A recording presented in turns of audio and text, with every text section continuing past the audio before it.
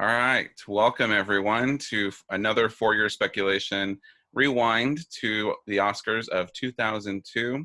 I'm Ted. With me is Rachel. Hello. Cesco.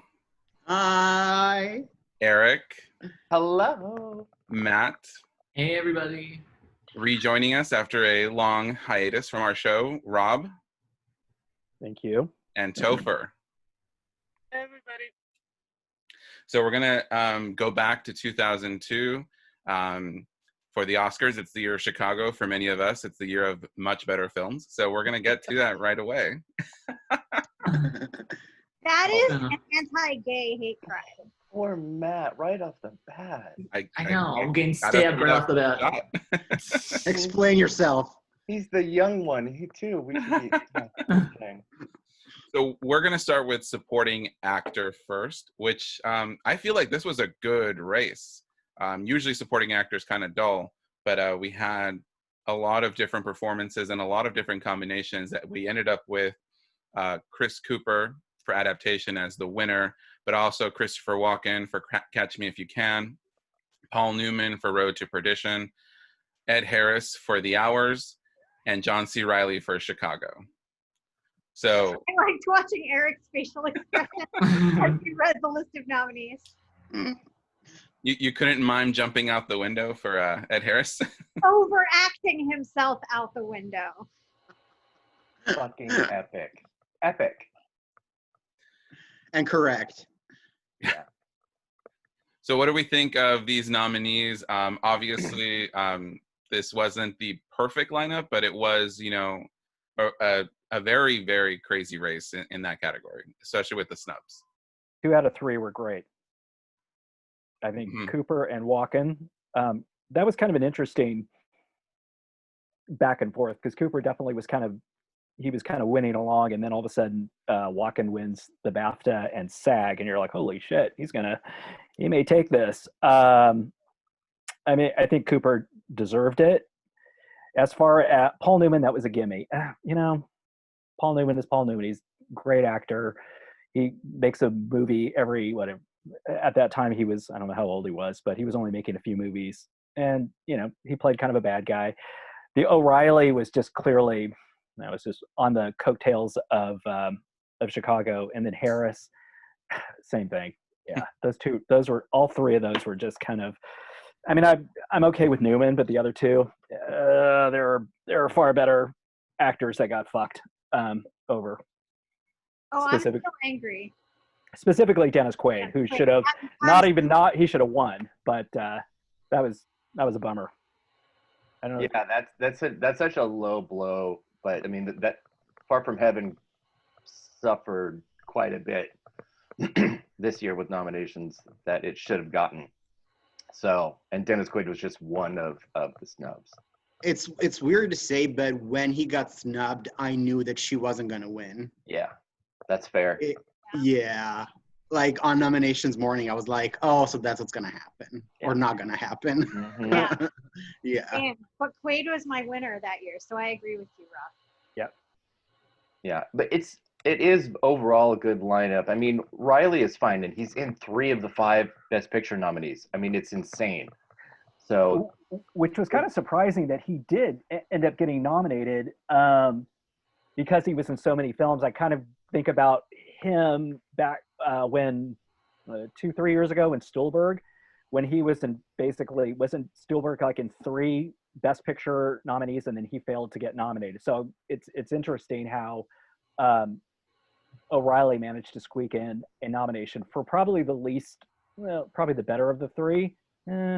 But I'm surprised that he did because he was in so many films.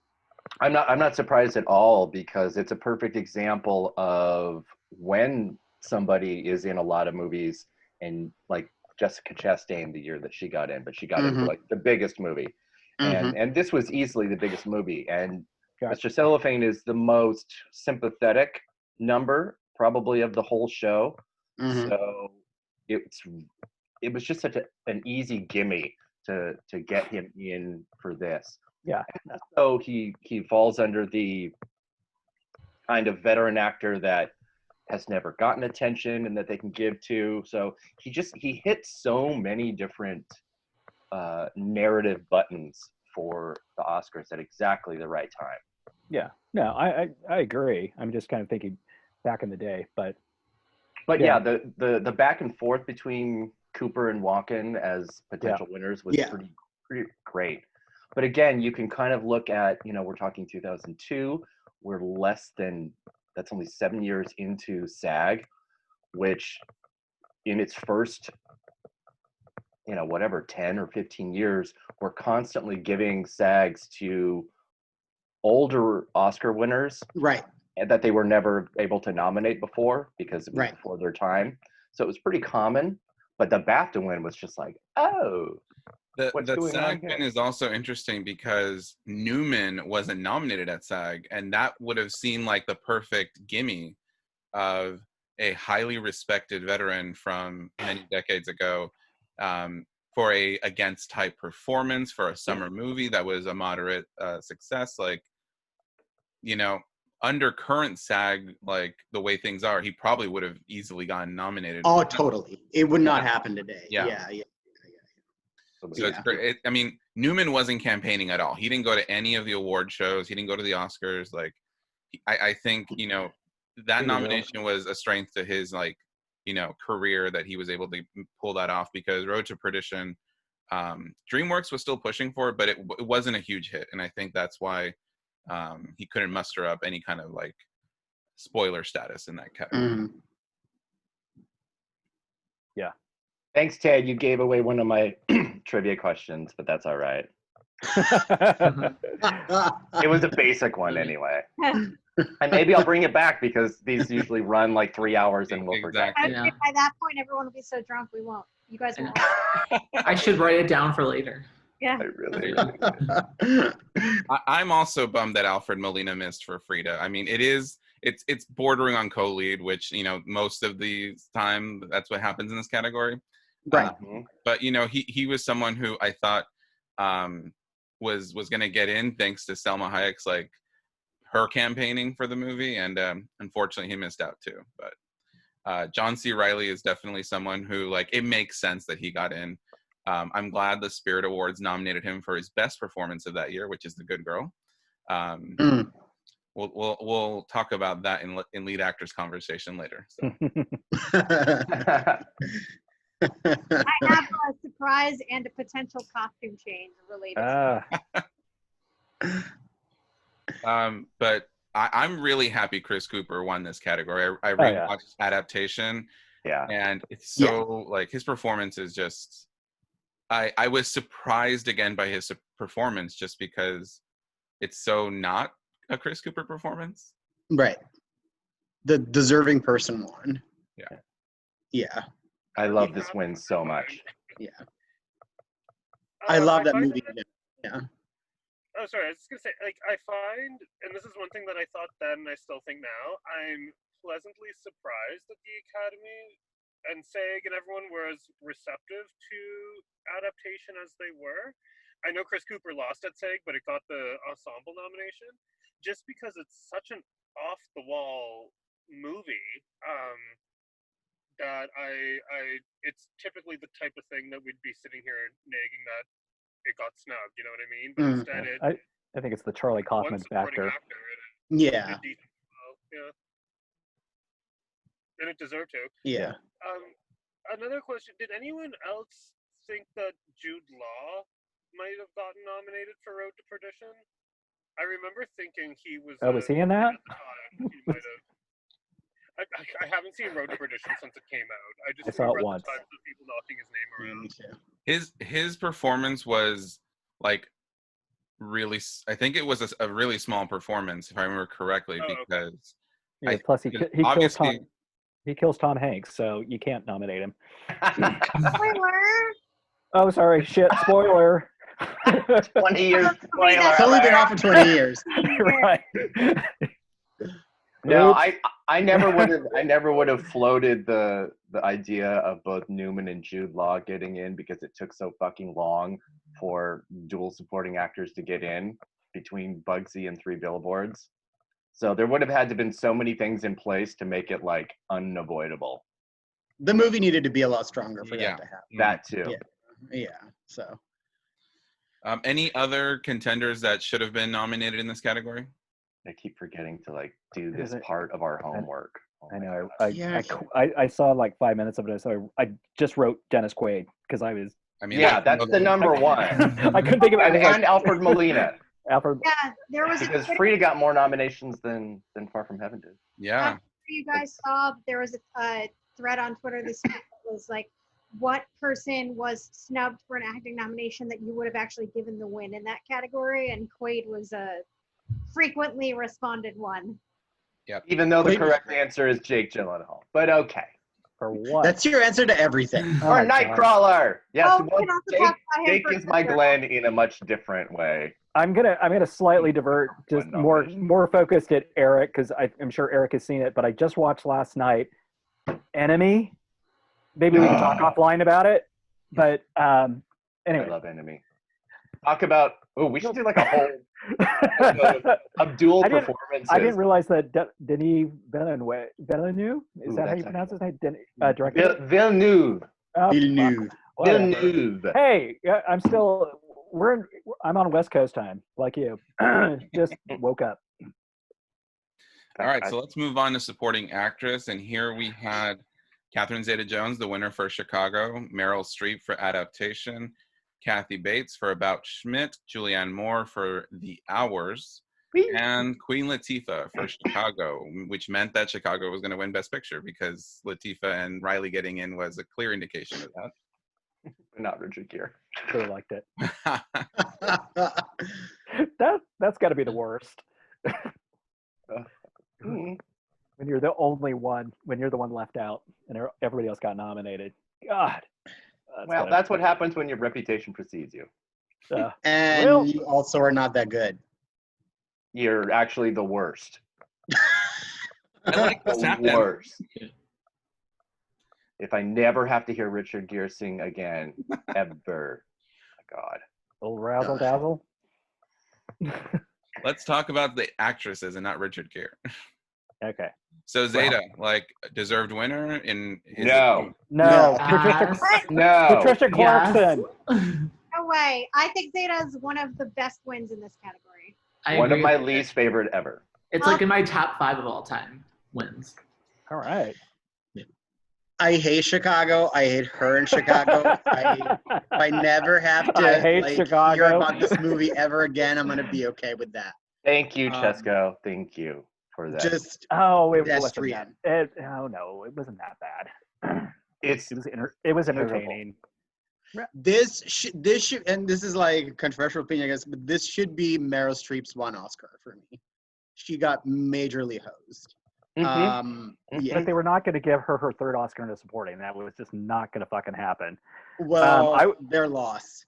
Well, Yeah, if I we would could have pick- had I- this instead of Iron Lady, and then Oh, Viola yeah. Davis instead My, of that. my theory is that she should only have this one. I'm not a, yeah, I'm You don't not a get big this fan Sophie's of her Choice free wins. one either. But no, I'm not No, a big I'm- fan of her free wins at all, especially Iron Lady. Iron Lady is, for Meryl Streep, that's embarrassing. But And she anyway, knew it. Huh? She knew it too. Oh yeah, she knew it. Yeah, So. yeah. Oh, good. Yes, Cheska, you and I are completely Yeah. simpatico. And even more so, Tilda Swinton should have been nominated for adaptation too. Oh, I love that. Yeah, that's I love that. my who should have been nominated.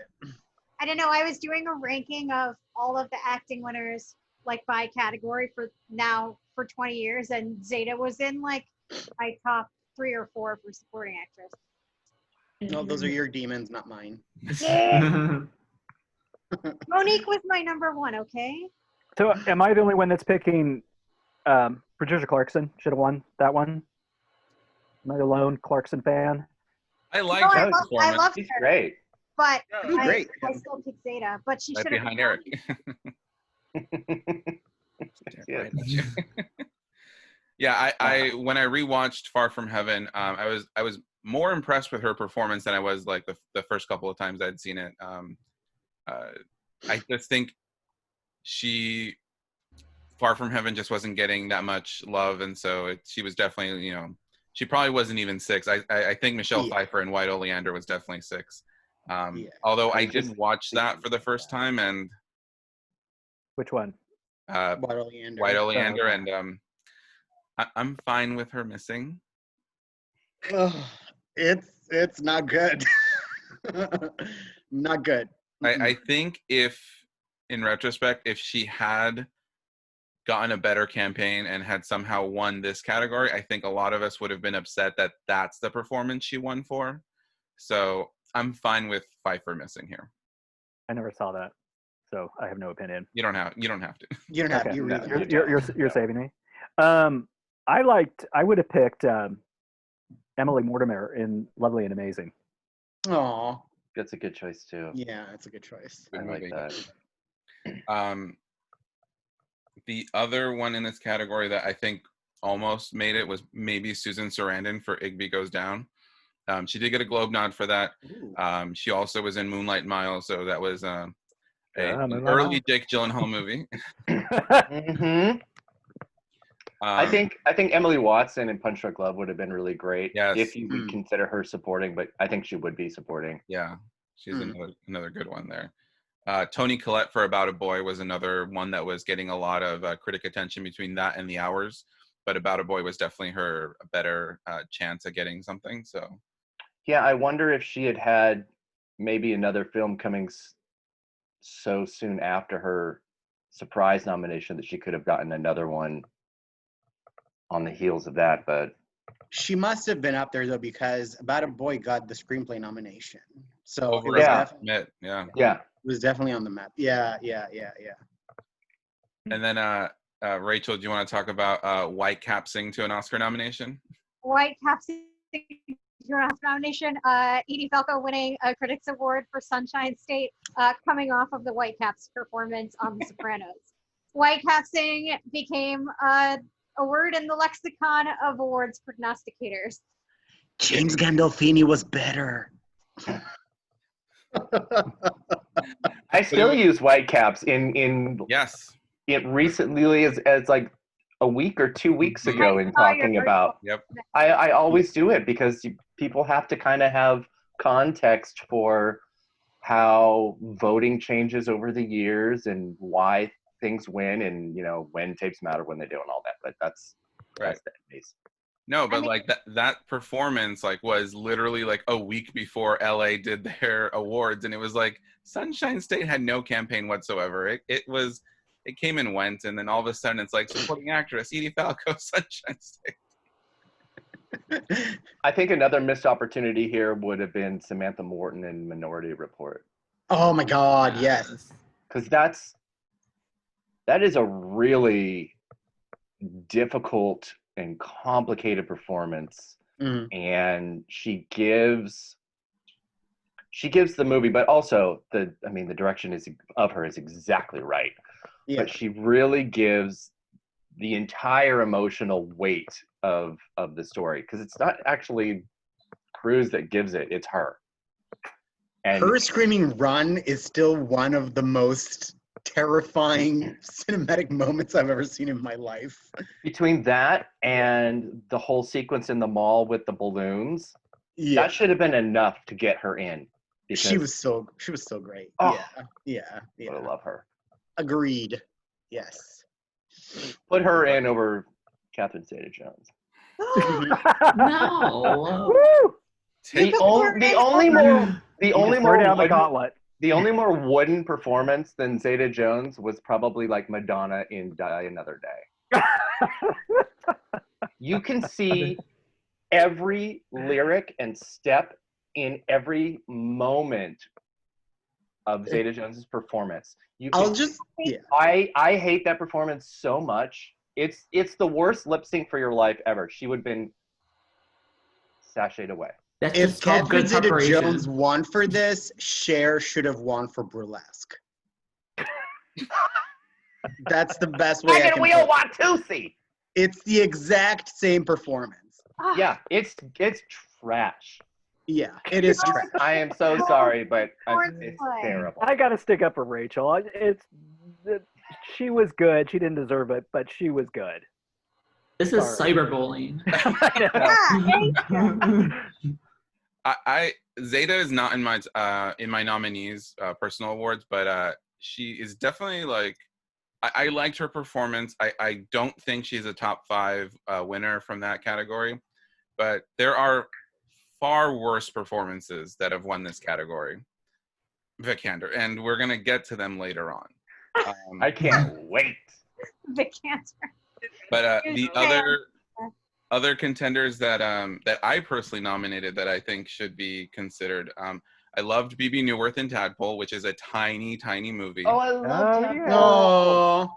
Oh my god. Sigourney Weaver. You can only see her Her boobs, cleavage. Good. Isabelle Huppert in 8 Women, which was a movie that Rachel has still not seen. Correct. I'm shocked. Absolutely shocked. And of course, my heart's Lupe Ontiveros in Real Women Have Curves. A performance that won at Sundance, was highlighted by Entertainment Weekly in their greatest performances of the year. It's still streaming on HBO. Real Women Have Curves. Good. Any other contenders from this category? I wanted to bring up Kathy Well- Bates real quick. What did people think of her?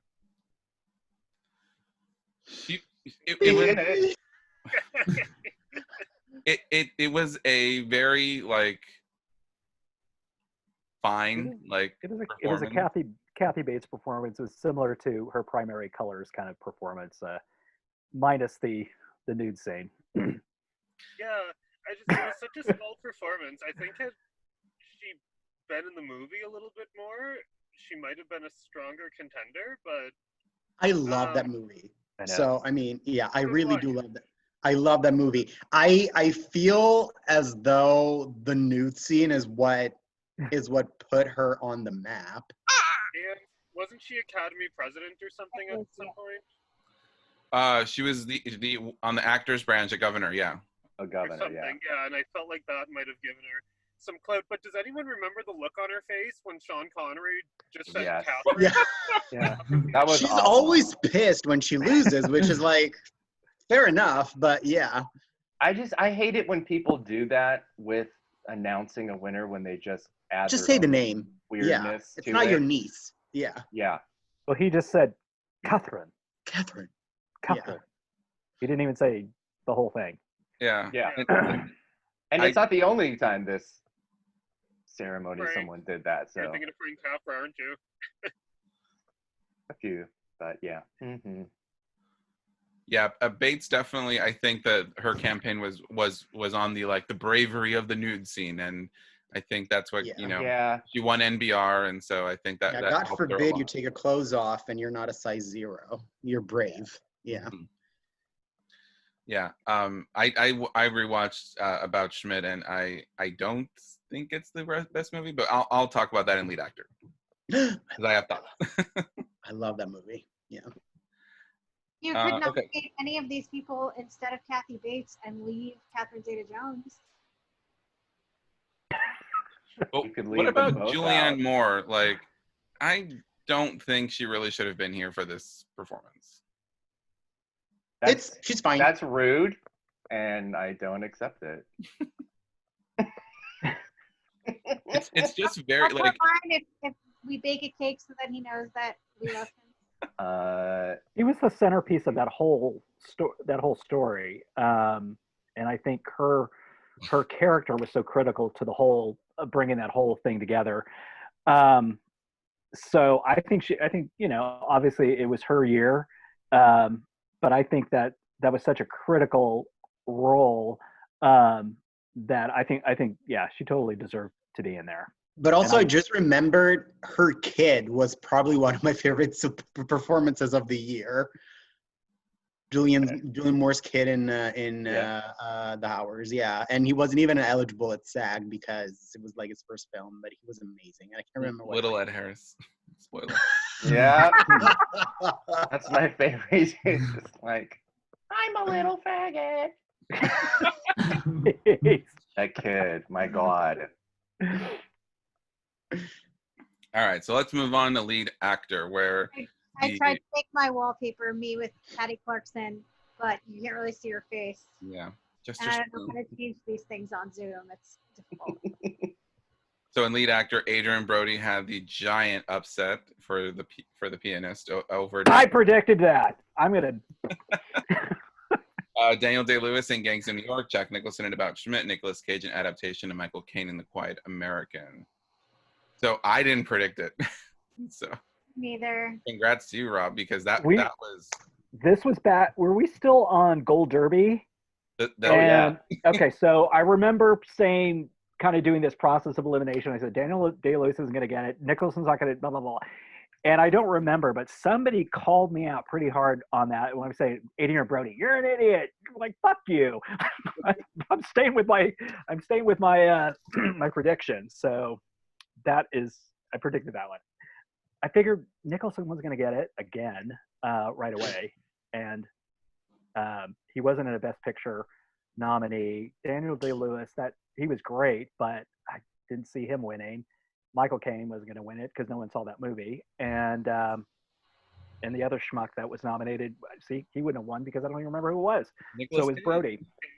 Oh yeah, Cage. He was great. Nicholas. One of his very few last great performances. Yeah, I did not predict Brody, but that was a great moment in Oscar history. That whole.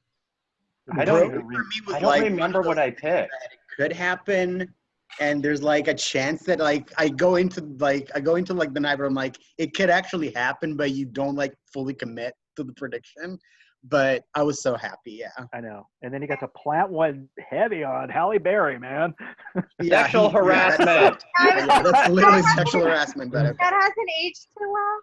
No, it hasn't. Have you seen her little clip on what happens with the Andy guy? Andy, Watch What Happens Live. Have you seen her interview on that?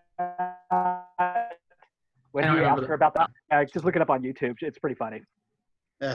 Was she like, no, I was really not okay with that? She basically said, he said, well, what did you think? And she said, all I kept thinking was, what the fuck? What the fuck is going on? What the fuck is going on? And it's not in a pissed off, angry, but more of just kind of a joking. And then she kind of said, okay, well, I kind of remember when I won last year, it's an out of body experience. So kind of like, I'm going to let this one slide kind of thing. Yeah, it was not my favorite moment, but it's such a big, I feel like you could feel the upset in the room. Like it was such a big surprise win. At least I thought it was. Oh, yeah. Because right after he won, the screenplay Upset and Adapted, and then Polanski, and it was just holy shit, like, what's going to happen? It's like one of those things where it's like really hard to predict how the movie is, but then you realize that it's happening because everybody voted for it in categories that you didn't think they were going to vote for. But there's no insight to that until it happens. And you're like, oh my God, this could actually win Best Picture now. But where did this come from? Yeah. You have to be a voter and talk to other voters. So to sort that out. Yeah. I think the Rob Marshall loss and the Polanski win, I think that was where the whole room just, everybody just went silent, because I think that's when everybody probably is thinking, oh shit, this is going to go a much different direction than what people were anticipating. And especially back then, a lot of PGA, DGA were matching up, were consistently matching up. So, and Polanski winning director, I don't think anybody in their right mind was thinking that was going to happen. The Academy loves their Holocaust movies. I get it. He's a lot of baggage. And rapists. I was going to say, Polanski has a lot of baggage, even by Ampus standards. But I think this performance, Brody's performance, is what with Polanski and the movie overall. I think Brody's performance is still seen as one of the best wins in the category. He's great. I agree. He was tremendous. He was wonderful in the movie. I think the Oscar might have ruined his career potentially. Yeah. He has a very Best Supporting Actress-y career trajectory. Yeah, it was the worst thing that could have happened to him. Or he But could have just made better film choices. I And then he guess. also did that SNL thing where he Oh. introduced Sean Paul. I don't think that helped. Yeah, that was like what, a month right after he won the Oscar. That was bad. Yeah.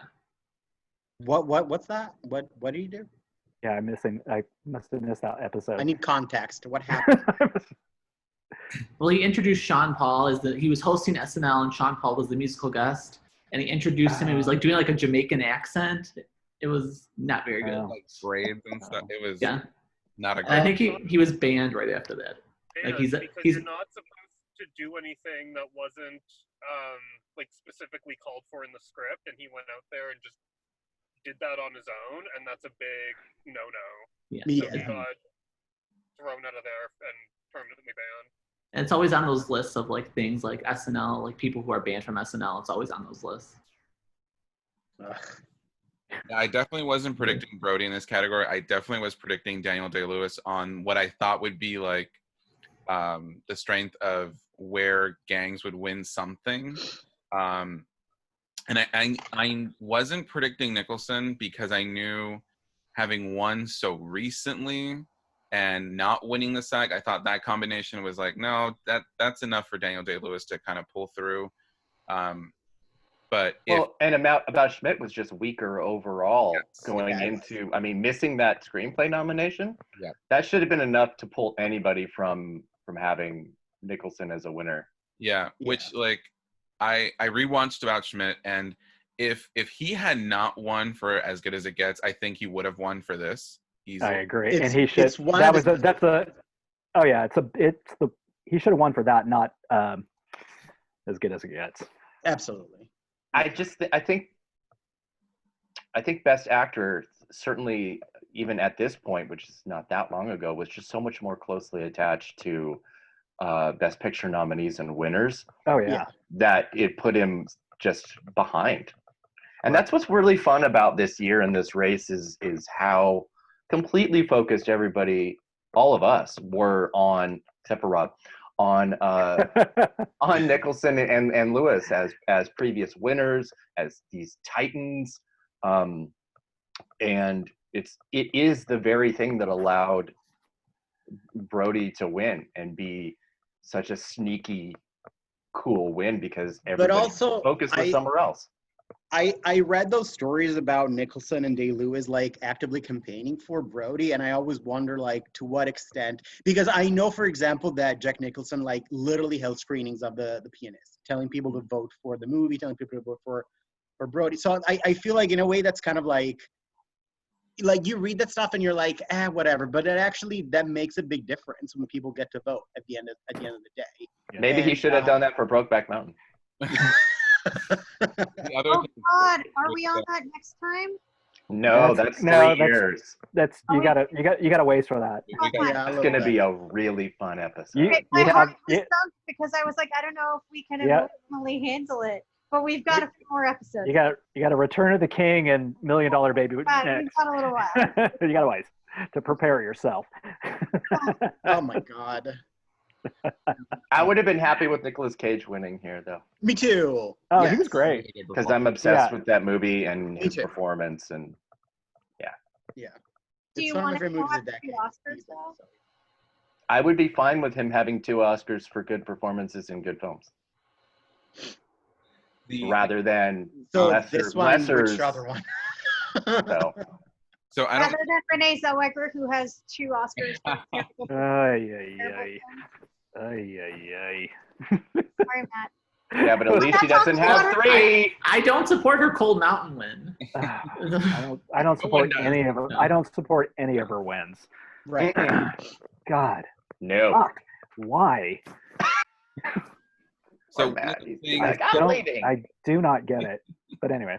One of the things I was reading in different books about the Oscars from this time period, and which I forgot about, was the ceremony was almost postponed a couple of times because of the U.S. war. entering the war. And one of the things that I remember reading in one of the different books that I was reading was the fact that Jack Nicholson asked all of the best actor nominees to come to his house and was like, we're all going to the Oscars. We have to show a united front that the show has to go on and all this other stuff.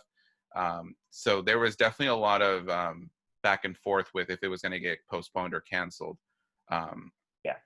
And there were some pullouts too. I think there were some Yes. high-profile pullouts of. That's what she said. What's that? Yeah. But yeah, Ow. that was the year that they were going to Leave. the Oscar like living winners yearbook thing with R.I.P. Olivia de Havilland presenting, Oh. and they had many previous Oscar winners who pulled out because they didn't want to go during this time. So Okay, let's talk about that later, if it's all right with you.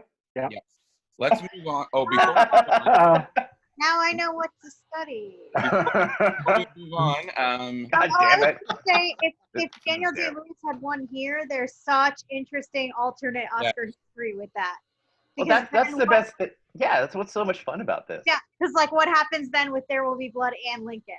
This is it's butterfly effect. If we say, okay, so what if, we're gonna get to actress in a minute. What if Renee had won? Where would Kidman be in the future races? I'm okay never talking about him ever in general. So Daniel Day-Lewis? yes. Oh. Yes. Oh God. Okay. This is where we Does differ. This is where anybody we differ. like anything on this podcast? Yes. I like her. Bob Brody. I like Brody, yes. And Jack Nicholson. Who was No, in the category? What? say that again. Who was snubbed in the category? Bill Paxton, Frailty. Actually, Frailty across the board. Oh, in Frailty, yes. Multiple categories. Was it this year or because we talked about it like in the last podcast too? But it came out officially in 2002, I think. Yeah. This was a good category though. Yeah, I mean, All things yeah. considered, it's it's Yeah. solid. It's solid. Yeah, I would have. I rewatched Roger Dodger and Campbell. Yeah, Scott, Campbell one of my Mm. favorites that year. Not sure if that movie is great now, but his performance was good. What, trying to get his nephew laid? What? Robin It's Williams in 1 Hour fine. Photo, who Yeah. reminds me of the wonderful BFCA tie and speeches by Oh, yeah. Daniel Day-Lewis and Nicholson and Robin Williams. Fucking Aw. shameless. Yeah. They were like really, yeah. They God bless them. Ugh. Barf. Anyone has not seen that speech, it's on YouTube. It is. Oh yeah. We're getting to a point where they're not even going to have nominees anymore. They're just going to give it to like 6 people just to cover their faces. And they're going to be like, well, we got it right. See? I don't know what they're gonna do this year, not being able to star fuck anybody. It's gonna be so sad. Oh, but Glenn will win in her living room in her fuzzy slippers, and that's all. It's fine. It's fine. I'll take it. It will count. I don't care. Don't care. Just it'll be very Joan Crawford in bed. Yes, Like just right. have the photographers there and ready. That's Or fine. like Judy, but Judy lost, so that's a bad comparison. But Judy had the photographers set up. In the hospital room, yeah. I love it. So what about Tom Hanks in Perdition? Because this was a cast against type kind of thing, and he had just gotten in 2 years ago from this. Over the So 5. he wasn't in his era of no nomination for 20 years yet. Yeah. I don't. I have a confession. I never saw The Quiet Man, so I have no opinion on Michael Caine.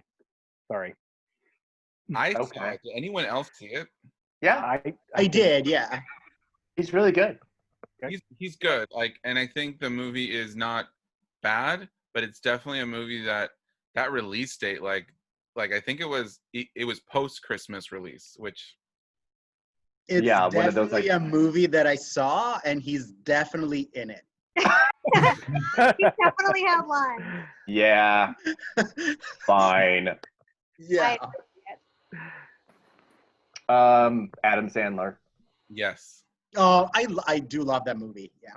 It's a Yeah. fucking great movie. Yeah. I rewatched About a Boy. Hugh Grant, I Mhm. think, would have been a Mhm. very deserving nominee. Yeah. I watched Antoine Fisher for the first time. Derek Luke was a deserving snubby. Okay, so sidebar, you guys all remember on the forum that shall not be named that the presumptive like best picture favorites were Antoine Fisher, 8 Mile, and My Big Fat Greek Wedding, right? Like I didn't make that up, that actually happened. No, yep, that the person did mention those ones. Yep. Yes, they did. Okay. It happened. Yep. But the neat thing about Antoine Fisher, I think this is the movie, was that Derek Luke was like a server at the Spirit Awards the year before, and then nominated for that the next won. year. Yeah. And won. That's right. Really cool. That's a fucking great story. Yeah, it is. Really good. I love It is. that. And Yeah. then, like, what happened? He should have a different career. Yeah. But that was a movie that was one of the 3 movies that Viola Davis was in that year, and kind of, kept pushing her forward. And who's this Viola Davis person? And then now we know who she is. I watched 8 Mile for the first time in quarantine. Eminem was not snubbed for Best Actor. I still love the movie, though. It was good. He was not snubbed for Best Actor, though. Right. What did we think about and you know how I feel about vote splitting, Leonardo DiCaprio in Gangs and Catch Me If You Can? Well, he was definitely not a real contender for Gangs. Yeah. But or for Catch Me. Like, he got an really, Globe. really good. Globe. He was great. And I rewatched part of Catch Me If You Can to look at Christopher Walken scenes. Leo's still so young and babyface in that movie. Like, it's Titanic Leo. Yeah. Titanic face still. Yeah. He's still in that those years where they were like, we're not taking you seriously. You're just a pretty boy making us money. Like, that's all they cared about at that point. That was before the Coke bloat. Sorry. My favorite thing about him is that the year that he finally won, he made sure to campaign so hard that he fucking met the Pope. Yeah. And like actresses get like dragged for this kind of shit. Mm-hmm. I personally love The Thirst. I love it. I was brilliant. I was like, I love The Thirst. I was just so happy that it was happening, but like, it's like, yeah, double standard. Yeah. So speaking of thirsty, active campaigning, Renee Zellweger in Chicago was one of our nominees for lead actress. Sure was. If I move the camera back, can you see my full shirt? Along with those nominees, Selma Hayek, Nicole Kidman, Diane Lane, Renee Zellweger. So since the 5 of us have already spent 2 hours talking about this category, I want to let Topher and Rob go first. Tell us about their thoughts on lead actress. Tell us about how much you love Diane Lane. Diane Lane was really great in that movie. I just didn't like the movie. So it was one of those kind of where the movie was, she was great. I mean, obviously she had the very famous scene on the train ride after she has her first encounter with the guy, and she's kind of going back and forth and looking at all the love bites and bruises. I mean, that's a great scene of hers.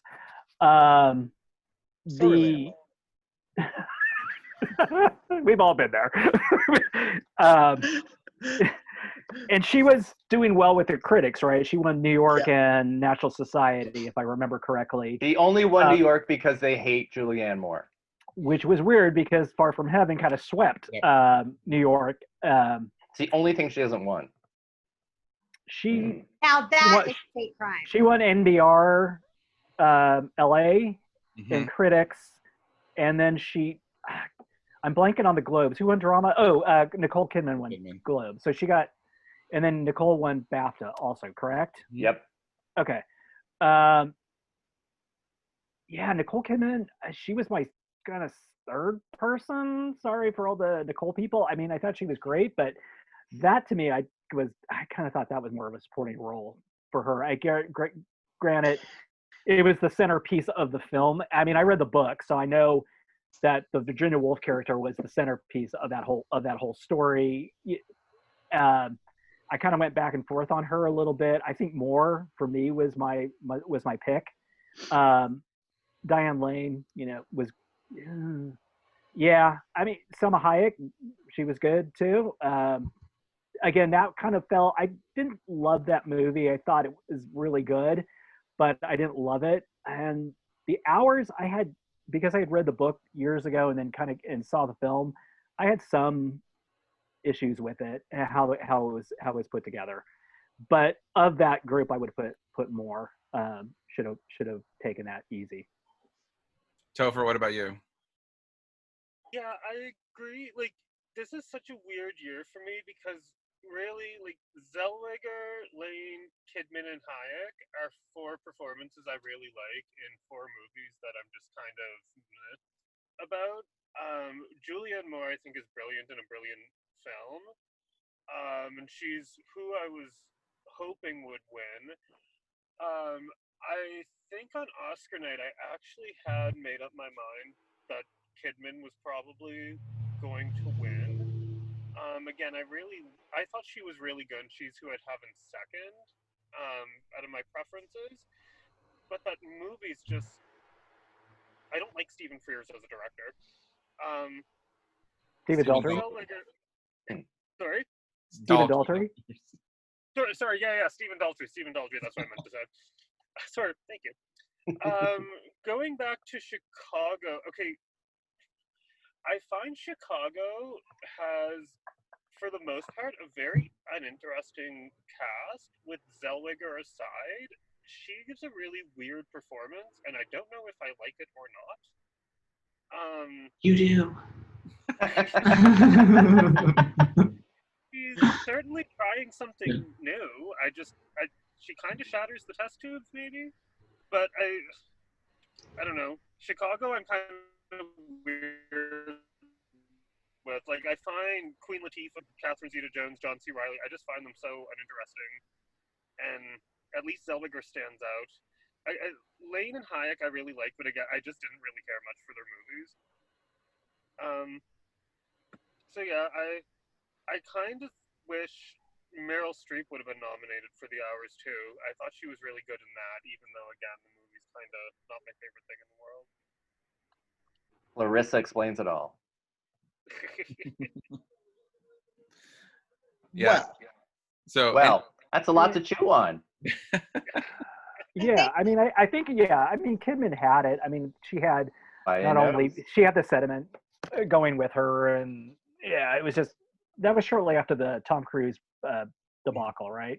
Or was she? It was like 2 years after the divorce. Okay, but there was still she was, and losing for Moulin Rouge, and yeah, and people like her, and yeah, I mean, there's far worse Best Actress winners. I mean, I would have picked more, but I'm totally happy that she won, and she's actually had a great career, and she's been nominated she's been nominated twice since then.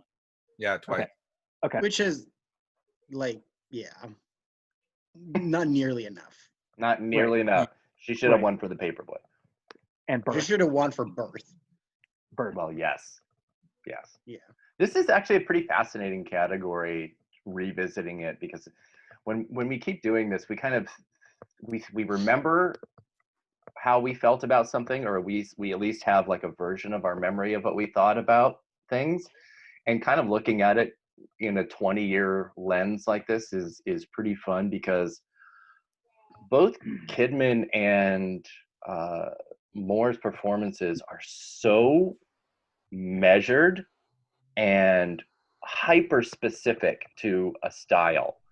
And then Salma Hayek's is really good and big and lived in and biopic. And weirdly, it's Lane that kind of, even though she fits into a very classic Best Actress nominee as the only nominee for the film, she's kind of the only one that really is out there doing something, I guess, different. It's really different than everybody else's. It just feels different. I mean, it's you can tag it as this sort of, you know, sexy dramatic thriller thing that was really big in the 80s and 90s, but I don't know, there's something about it, her performance, just in context with everybody else's, that's so completely different. Yeah, and she had been around for a while as a, you know, started out as a young actress. I think back, I'm trying to remember, was it A Little Romance when she was pretty young, right? And then one of the Outsiders. So she was kind of that young female actress, and I think this if I correct me if I'm wrong, but this seemed to be one of her first big adult dramatic roles where people kind of looked at her as like, wow, she's all grown up. I think with the exception of Julianne and Diane Lane, there's something about the other three performances that just takes me out. And I love Nicole Kidman. Nicole Kidman is a goddess. She shouldn't be cast to play Virginia Woolf. It's ridiculous. That should have been, I don't know, that should have gone to the woman behind you or something like that. That's not who you pick to play Virginia Woolf at that point in her career. It does not make any sense. So regardless of the effort, of the craft, the fact that she's an amazing actress, it's just a performance that should not exist. It just does not make any sense. Renee is, I hate Chicago. I think she's terrible in it, whatever. Mm-hmm. And I love Salma. I love Salma Hayek. I was in Venice that year when she premiered the movie there. I wanted to hug her. She had so much passion for it. It was just like, you could really tell that it was like so important to her. And then I remember there's a scene where she's like, they're taking the cast off after the accident in the movie, and just her boobs explode the cast, and I'm like, what is this? What is this? It's just like kind of like, no. So it's, yeah, that was just a very, there's a little things that they're just like, no. I've seen those boobs up close, like, me too. Like this far away, and there's nothing else you can do with them. Yeah, no. I met her and I told her like that I was so happy for her, blah blah blah. She was super gracious. She's a great person. It's just like, it's just small things about the performance that just did not come together. So I have a lot of opinions about this category, but like the two people that really deserved were, to me, Julianne and Diane. Yep. Yeah. That's fair. Yeah. I mean, this is our favorite category, which is why we did a whole audio podcast dedicated just to it, and why we had these lovely shirts made courtesy of Ted, because we had one representative for each of the nominees in the category. It sounds like the majority is with More, because we have four votes for More. Oh, I certainly hope so. Yeah, 4 votes for More. But we've got a Hayek, a Lane, and a Zellweger on this. Poor Kidman. Julianne would be. I know, she should be like mine, but no.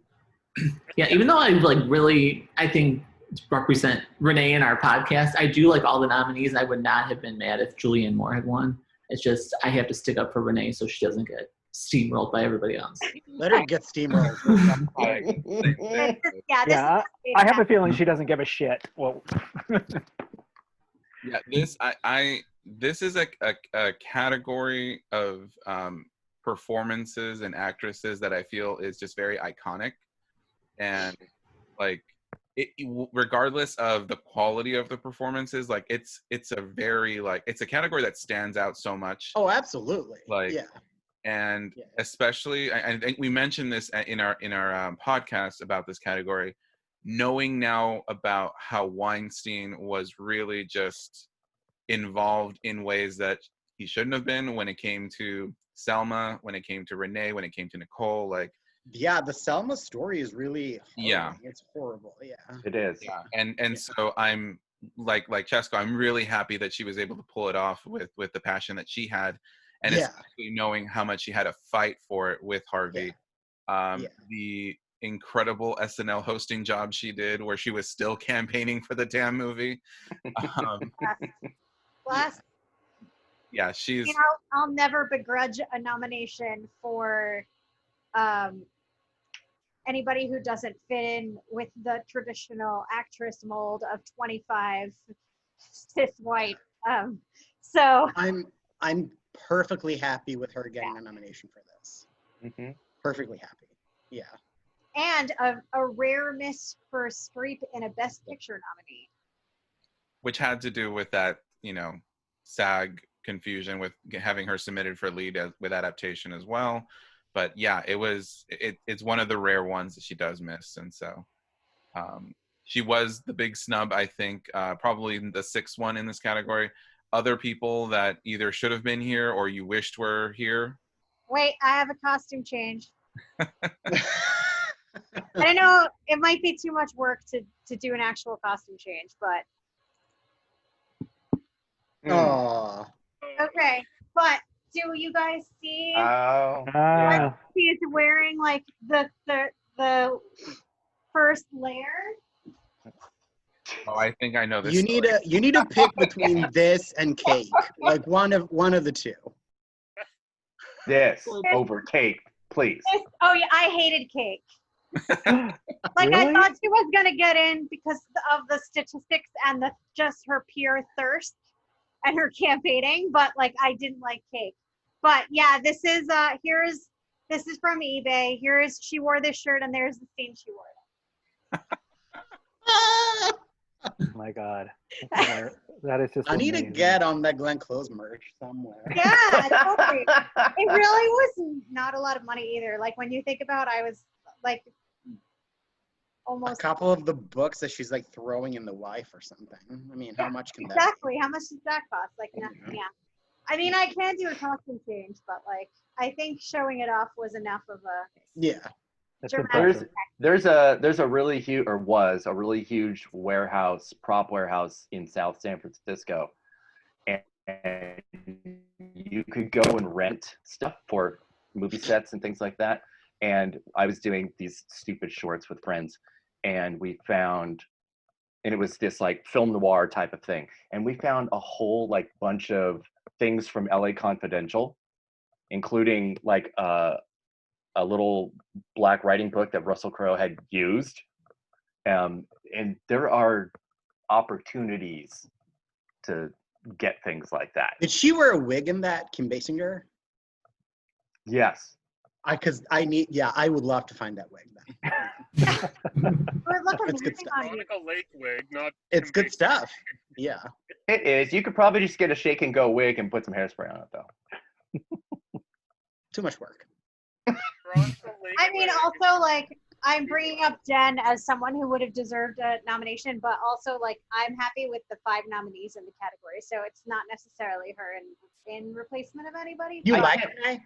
Oh yeah, you like Renee. Yeah. I mean, I like Chicago. I don't. Right. My thing is more of I'm ambivalent on her as an actress overall. My thing is that I'm totally over people who cannot sing being cast as leads in musicals, but I think that having it be in her head was the way to get around that. But then at the same time, I also feel like, well, you shouldn't have to use that maneuver because you should just cast a person. It's a musical. Being able to sing should be like one of the qualifiers of. You would think. You would think. And but then La La Land gets made, so you know. All of the old classic musicals, they're mostly dubbed anyway. You mean Russell Crowe and Les Mis? There haven't been a lot of examples throughout history of musicals where, where the performances are actually really. Well, the only person that could really sing was Queen Latifah. So. Yeah. I mean, I think Zeta can sing, and I think she has the West. I mean, she can open her mouth and words come out. In that sense, she can sing. In a certain cadence that's different than speech. That's a different matter. Yeah. Absolutely. Absolutely not. Oh, brutal. This is a weird category because it's almost impossible to think of anybody else getting in.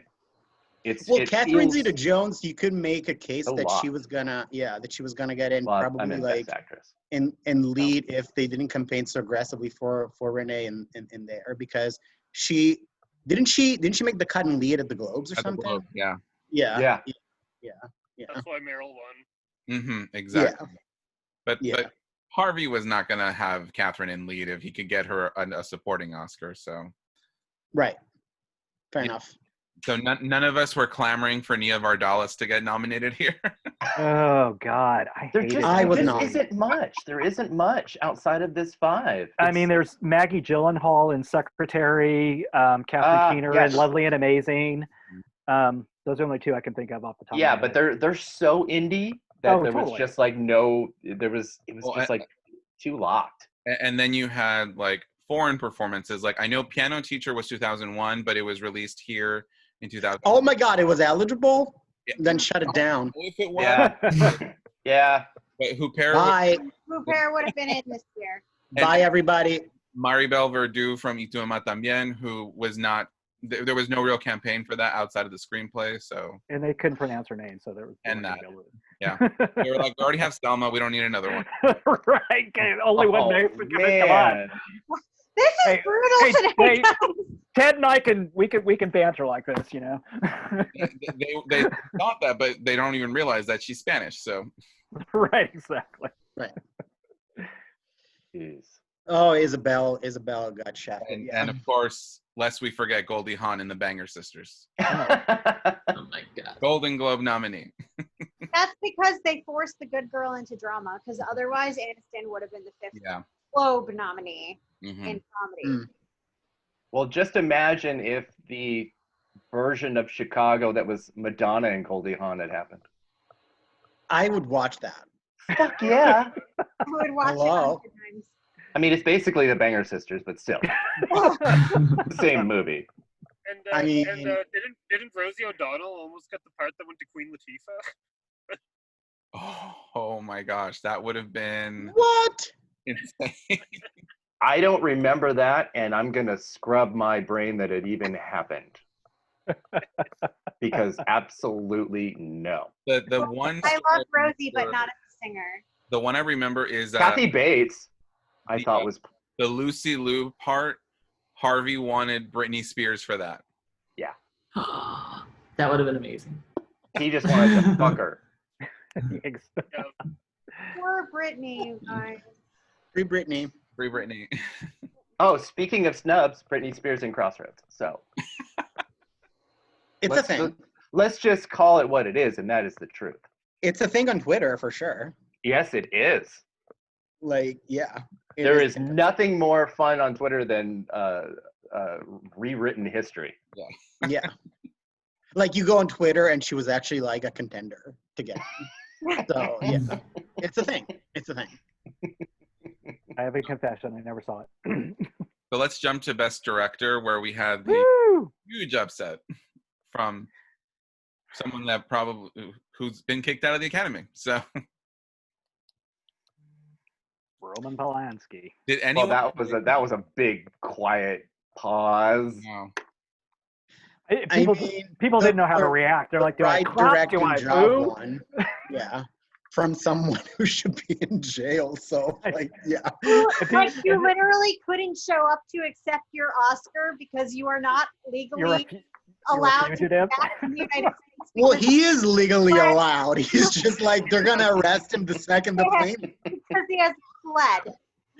He should have just run across the stage like the streaker and grabbed it and ran.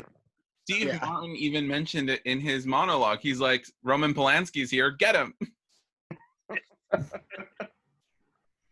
I just remember that people just didn't know how to react. Like, do I clap? Do I boo? What do I do? And half people were standing up, and poor Martin Scorsese's like, fuck, I lost to a pedophile now, you know? He just could not get a break. Well, and then having Harrison Ford do it too, which is just like more of the like stunt casting for presenters that they love to do.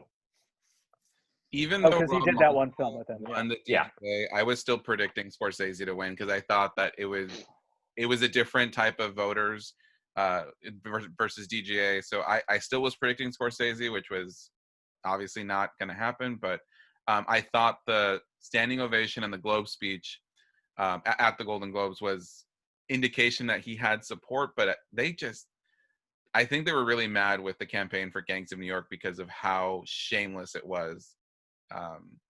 And that people, when they finally saw it, kind of went, huh. Well, Daniel Day-Lewis was good. Like the Irishman. Log. It's just. It's long. I didn't like Gangs of New York. I remember predicting Marshall though. Oh yeah.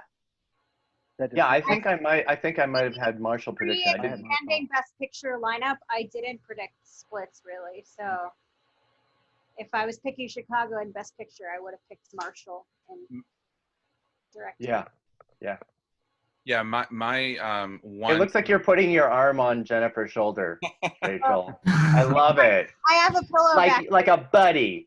She's my friend, huh? Friend. Okay, now it looks like you're strangling her. Yeah. Oh, wouldn't that, if she had gotten the comedy nomination, Oh my God. Globe, she would have had 2 nominations that year. That was the year she won for Friends, right? At the With Globe. her cane. Yeah, it is. With her broken foot. Yes. So she would have had 2 nominations. Yep. Sure. In this category, I was really proud of myself for correctly predicting Pedro Almodovar for Talk to Her to get nominated, which after, like, he didn't show up anywhere. I mean, he won LA, but, like... Well, he should have won, so... It's crazy that, like, I don't know. I was looking purely at stats that year of every best director that won LA was nominated for a certain number of years. And so I was like, oh, that's going to be my crazy prediction. I'm still shocked that it happened. And we didn't really even talk much It was a good about nomination. like the performances, like Javier Cameron or anybody really in that would have been really great. In all here as well. deserving, but like never had a shot in hell. Exactly. I think what Now maybe. Yeah. What helped a lot was the fact that Spain early on said that they weren't submitting the movie for foreign film, and that just drove the passionate support towards him getting in for director, and then upset, and not really an upset really, but winning screenplay. Well, there goes another one of my trivia questions, but that's all right. They're really bad, I'm telling you. They're basic as fuck. We're basic as fuck, so. It's true. Erik, you didn't talk about Gyllenhaal as a possibility in Best Actor. He wasn't. For what? Was it a possibility? You mean for Moonlight Mile? For anything.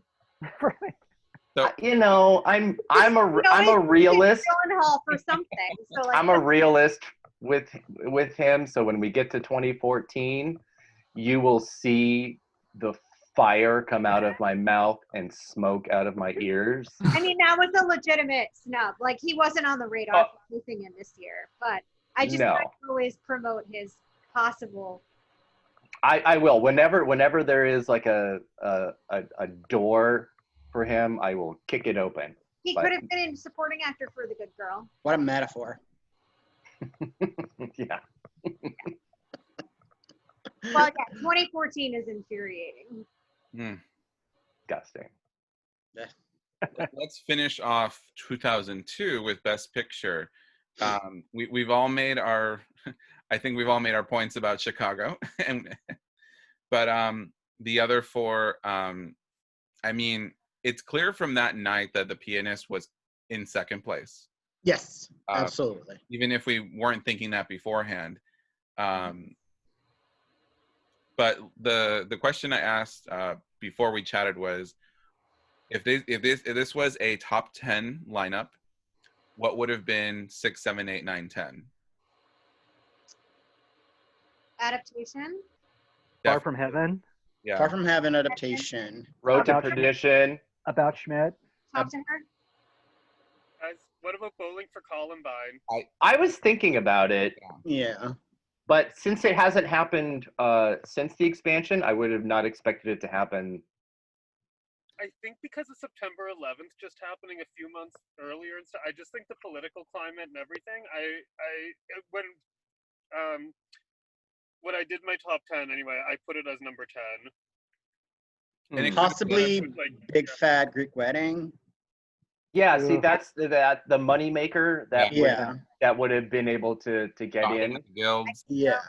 Yeah, because So it got in at PGA, Mhm. It did, yeah. so that should be About Schmidt, Far pretty From Heaven, close. Big Fat Greek Wedding, and then either Bowling for Columbine or Talk to Her. Say that one more time, or Rachel. Road to Perdition. Yeah. About Schmidt, Adaptation, Far From Heaven, My Big Fat Greek Wedding, Ugh. Bowling for Columbine is a possibility. Talk to Her is a possibility. I don't think we should underestimate Frida because it got 6 nominations and it won Frida? 2. Absolutely, yeah. Frida, yeah. Yeah, it's probably Frida. Road to Actually. Perdition was mentioned. Could have been, yeah. Road to Perdition was still, DreamWorks' big push. So Wow, if we were predicting 10, we still would have had difficulty. it picking would have the been right hard, 10, I yeah. think. Oh yeah. 10 makes it worse. We always kept thinking that if we had more slots that it gets easier, and it doesn't get easier. It gets much more difficult. Yeah, more things to get wrong. Yeah. I think Far From Heaven actually might have missed because it did so poorly. It really underperformed. And Talk to Her could have missed because Cold War missed Best Picture, even though it got in for director. Yeah. So there is that possibility that Almodovar would have been the lone director completely. Foxcatcher too. Foxcatcher as well, right? Oh yeah, that's right. Yeah. I'm assuming that if you make the cut in director, your film is probably in the top 10. So do we think Foxcatcher and Cold War were like right outside of top 10? Because I think Foxcatcher much closer than Cold War. The sliding scale, so they didn't have a 10th that year. Right. Yeah. Cold War also had the issue of there was already Roma, and like asking them to go for 2 foreign language films is just too Black and white. It's too much. No, that's exactly what it is. You get one. If you're an animated film, a documentary, or non-English language, Pick one. There's one place for you. That's it. Yeah. Foxcatcher had to be pretty close, though. I feel like. It had to be next.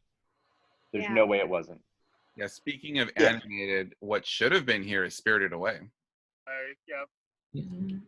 Agreed. Yeah. Yep.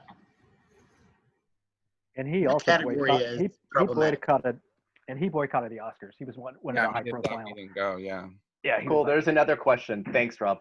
Oh, Great. sorry. It's fine. It's fine. There's gonna literally be like 4 fucking questions, but they're really, really long answers and a lot of possibilities. But fuck all of you. So. All right. Sorry. So there's one movie that I would have loved to have, if they had the expansion, would have been the 25th Hour, Spike Lee's film. Yeah, we didn't talk about that at all. That is I don't know. That is one of my favorites of his. I think it's such a great movie. 3. Oh, absolutely. And that movie got Zippo. But I would have had a screenplay, maybe Edward Norton, Philip Seymour Hoffman. Yes. That movie was great, and it completely snubbed. So my personal choice would have had put that in there. Yeah, I like that. I rewatched a lot of movies, but I also watched a lot of blind spots that I had missed. And 25th Hour was the best one of the blind spots that I had not seen. And I definitely remember that there was still some hope for Edward Norton, but when he missed at all of the big precursors, it was like, well, then it's not going to get anything. It did get a Globe nod for score, which was nice. But yeah, it was released really late, I think. I would also throw out Frailty again as a movie that I love. Oh, Frailty. I love Frailty, yeah. And Panic Room, even though it had no shot. But I love Panic Room. That's great. something weirdly that I just recently rewatched. Me too. Completely unrelated to this, but I was just like, I really want to watch Panic Room. A young Kristen Stewart. The 5 seconds that Nicole Kidman has in Panic Room are so iconic. Should have been nominated. Yeah. For that. And then beat Catherine Zeta-Jones. It's your fucking wife. I love that. I love it too. And that was because she was supposed to be in it. She was supposed to be the Jodie Foster role, right? She was, which would have been not. I really would have hated that. I would have Because loved it. I think Jodie Foster and Kristen Stewart as little, lesbian mom and daughter are like fucking amazing casting. Yeah. I love it. Say fuck. Fuck! I love it. It's such a good movie. And so weird that it just popped up this week on Twitter with the whole Jared Leto cornrows thing, and that's totally false story that came out as a result. But that's what happens when people start looking back at movies, especially ones that they had not seen, because they're young and naive and look at something and go, "Oh my God, why does Jared Leto have cornrows?" It's funny that you mentioned that. I recently saw for the first time since, I don't know, 1,000 years ago, 10. Do you remember 10? Dudley Moore, Bo Derek. And I thought the same thing. First of all, fucking hilarious. I forgot how funny it was. It is good. And just Dudley Moore, I'm totally going off, but his physical comedy, it was just amazing. I howled through that movie. But I thought about that when seeing Bo Derek. I'm like, I wonder if that probably wouldn't have fly today. And I don't remember back in '79. I think that's when that came out. I don't know if there was much. I don't know if anybody had an issue with that or no. That was something I was thinking about when I watched for the first time for this Kissing Jessica Stein. Oh yeah, I love that movie so much. Which I really enjoyed, but I also was wondering about the fact that about how she and I couldn't tell about the movies like Sexual Politics, if like are they talking about being bi, or are they talking like, it was really interesting. What's her Tova Felcha was really good in it, and I was like, oh, this is where she started her crazy ex-girlfriend archetype. She's so good in that. They did it in like the final season of Friends, like to Courtney Cox. She got like the same kind of hair treatment. Oh, Barbados. Or Barbados. Yeah, I was like, and that's not even like that long ago. So yeah. I mean, I had a counselor who gave me them every summer at camp. I have a lot of hair, you guys. So like, it took like a week to put them in and like a week to take them out. I have. Well, you can send it over my way anytime, Rachel. I will staple it on my fucking head. I can send around a picture of me with. I actually got box braids, but I wouldn't send that picture on the internet. Maybe burn it. Yeah. Yeah. Any other films from 2002 that we should highlight as some of the best from that year? About a Boy, again. That was really, Punch Drunk really, Love. really good. Yep. It's not a great year. It's not. It's interesting. And that's fine. Yeah. So this year, this particular year for me, I don't think I saw any of these films in the theater. My wife and I had just had twins 4 months ago, and so we were pretty much quarantined like now. And I had a friend who got screeners, so he would just mail them to me. So I saw all these films at home, and so it's an interesting. And then obviously what was going on in the world. But for me, this year is really interesting because I didn't see anything in the theater. Saw everything at home on screeners. And then when the Oscars came around, it was for the first time. It was actually on my birthday. Oh. So, and I won't tell you how old I was at the time. Mm-hmm. Okay, 41. It was my 41st birthday. So. Oh yeah, I'm not the oldest person on this. You're podcast. not the oldest one now. Yeah. Fuck yes. Yeah. Finally. Yeah. God, let's have Rob every time. I want to shout out one of my favorite movies actually from this year, and that I have watched maybe a dozen times, and I probably cry every single time. And it's actually the Nicholas Nickleby with Charlie Hunnam and Jamie Bell. That is such a. It's so of that era. It's like of the Gwyneth Paltrow's Emma, the really, really pretty looking versions of these stories. But oh my God, do I love that movie so much.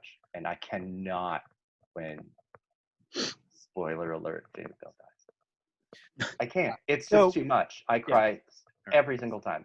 But it's a beautiful score. It's gorgeously shot. And it's just, I don't know. I love it. I watched that for the first time this year, and I saw that it got like some mentions, and I do think that it would have been a really deserving costume nominee, score as well. I thought it was nicely done. Not one of my favorites, but I liked it. Yeah, it's not. Yeah, it's definitely one of the better ones of that type. Is what it is. Yeah. No, I do want to say also, I was looking over the documentaries that came out this year. Obviously, Bowling for Columbine was the big one that year, but the one that I really liked from that year was Searching for Deborah Winger. Oh, right. Oh my God. Oh yeah. Oh wow. Just because of how Roseanne Arquette. all the actressing in that movie and all the actresses and everything else about Deborah Winger, and it would be still a while after she would come back with Rachel getting married, so that was a good one. What both of you said about Minority Report, I definitely want to rewatch that because it's been, I think, since theaters that I hadn't seen that one. It's a weird movie, but there's a lot to like. I've seen that probably 5 or 6 times again since, and very recently too, because I'll go and scroll through the different apps and whatever, and it will pop up, and inevitably I will at least start watching it or like go to sections because it's just it's such a really well crafted movie. Yeah, see, I had Spielberg and Todd Haynes. I would have put them in director over a couple of the ones that are in there. So the one movie I rewatched that I wrote on my Twitter account that was a favorite of mine from 2002, that after I rewatched it, I was like, I'm going to take away some of its nominations from my awards. I know Rachel has seen this. I don't know if anyone else has seen this. The Cat's Meow by Peter Bogdanovich. I've seen it. Oh, yeah. I've seen it. Kirsten Dunst? Yeah. Yes. Yeah. Yeah. It has not aged well at all. I saw it, but I couldn't even tell you. Yeah, and like I own the DVD because like when it came out, I was like, oh yeah, I'm gonna get it. Yeah, it's. Instead, I would like to recommend the You Must Remember This podcast on his ex-wife. Now it's like yeah. Actually, I've never listened to You Must Remember This until this one. I really slept on that, but I love it. It was a great 10 episodes on her life and everything else, and especially about her basically being the reason why Bogdanovich, was who he was in the past. Rachel, you should definitely listen to it because it's got some Tatum O'Neal stuff from Paper Moon. So definitely. And I think we discussed this in the podcast because it was specific to the actress race this year, but the Be Kind Rewind podcast of the Weinstein era is tremendous, and there's a huge focus on this year. Yeah. And that goes into all the detailed little bits of stories that we've been talking about. Yes. All right. I think we're ready for our trivia game. Oh my God. So Erik won the last trivia game, so he was responsible for all the questions that we've been ruining so far. So. Yeah. Well, so to add on to just being like a terrible fucking morning, I had compiled, I think, half a dozen questions a few weeks ago, and then I lost them.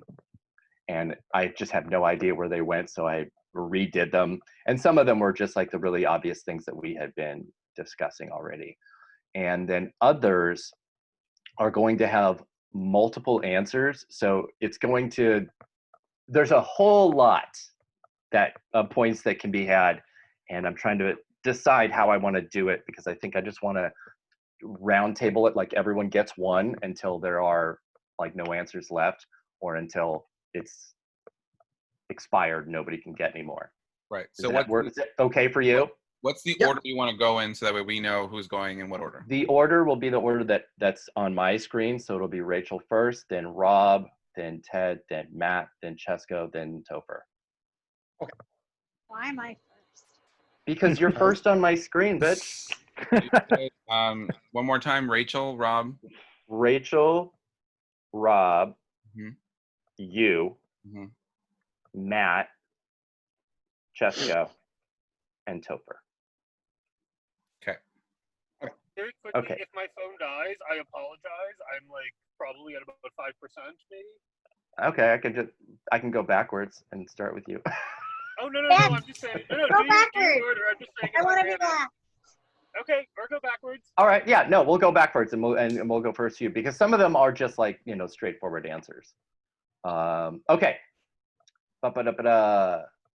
At 29 years old, Adrian Brody became the youngest Best Actor winner in Oscars history. Who was the record holder before him? What year? And how old was he? Richard Dreyfuss. The movie came out in 77, so he won in 78. It's The Goodbye Girl. And was he also 29 or was he 30? Or I am don't going know. with the age? What's your 29. answer? You're going to get a That's point my for every correct answer. Okay. And you have 2 already. And I'm guessing he was 30. Is that your final answer? That's my final answer. Oh, wait, I have to look at the date. Oh my God, that's the thing I forgot. I just went. Okay, now I look like an idiot. Because I have it here. All right, October 29th. And the Oscars were,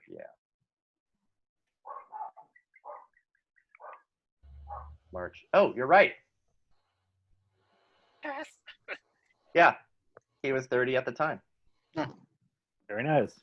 Beautiful. Well done, Topher. Okay, I think we Did almost anyone else talked. know that, by the way, or was it just me? Yeah. Yeah, no, it's not. I told you these are not difficult until we get into like having to name a whole lot of names, Elia Kazan style. Okay, so we're gonna go. Since we're going backwards, Cesco. This will be easy for you too. There was one posthumous Oscar given. Who got it in what category in film? One posthumous Oscar given. What category and what film?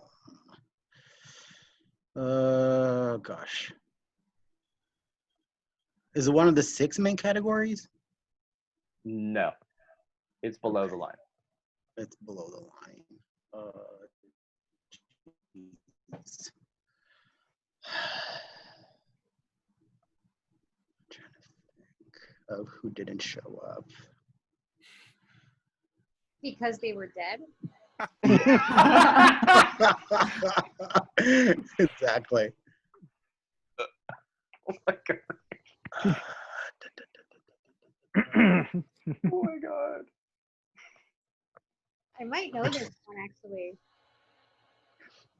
It was not Art Direction. It was the cinematographer for Road to Perdition. Was it? I don't know. Do they have a name? And it's Something like, something Hall. I don't remember his first name. I think that's good enough. Yes, Good Conrad enough. Hall. Christopher Conrad Hall. Hall. Conrad. Conrad. Hall. Yeah. And didn't Julia Roberts present it? I think so. Yes. The list. Okay. She did. Wow. Good question. Okay. This should be easy. We talked around this as well. So this goes to Matt. Pedro Almodovar's Topher was nominated for Best Director and won original screenplay, but was not nominated for foreign language film because Spain did not submit it. What did they submit instead? Oh God. I have no idea. I don't know foreign films. I'm like Rachel. I don't know that. I don't remember that category at all. I need to look at my I notes. think we've already mentioned it on this so far today. We didn't mention the name of what it was. And Ted's next, so I mean. He's got to represent, All right. Yeah. For the sake of time, I'll pass because I can't think of anything. He has to represent foreign films. Ted. Mondays in the Sun, That's right. starring Javier Bardem. And it did not get nominated. I would not have gotten that in a million guesses. That I didn't know that one existed. that just was in me because of the fact that Talk to Her didn't get nominated, didn't get submitted. So. That's why I knew you would know it. All right, Rob. Yeah. Who was the only acting nominee to not attend the ceremony? The only acting nominee not to. Okay, so I know all the best actors showed up. All the actresses showed up. Supporting actor. Let's see. Wait a minute. So Cooper, Walken, Harris, O'Reilly, Paul Newman. That's correct. Awesome. Okay, so this is the when we talked about the boycott, so I will delete that. Rachel. Oh God. I've already known some, so it does not bode well for my own chance. I think you'll get most of these, but Okay. it's a multiple, not multiple Answer. choice, but it's a multiple answer. So Okay. when you can't get any more, we'll just go to the next person. And most of all the rest are going to be exactly like this. And we'll just round robin it. Mm-hmm. Only 4 of the 5 nominated songs were performed. And obviously, as we know, the winner did not show up.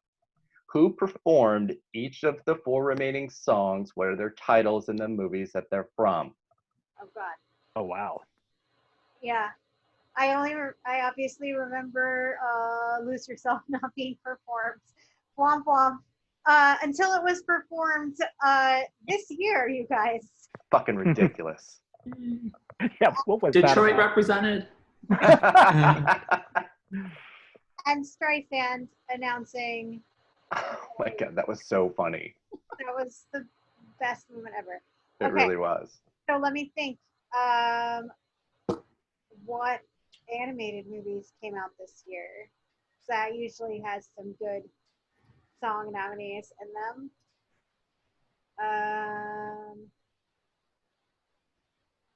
Let's see, because of the best pictures, well, there was "I'll Move On" from Chicago, Mm-hmm. and it was sung by Zeta and Queen Latifah because Renee doesn't sing live.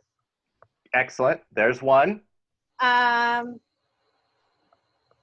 Hours, Gangs, Pianists don't have any songs. I would have loved an original song from the pianist. I know, same. Same. Holocaust musical.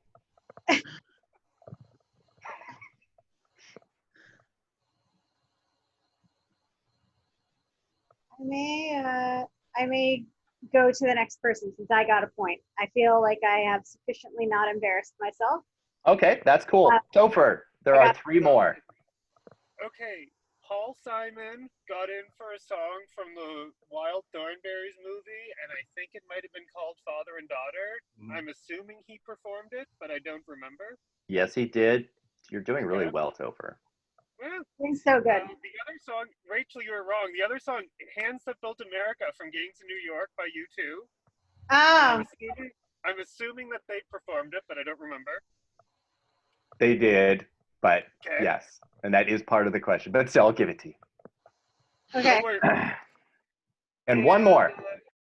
Yeah, the other song's called Burn It Blue. It's from Frida, and I don't remember who performed it. I'll give you half a point. Okay. And I'm going to pass because I really have no clue. I can't think.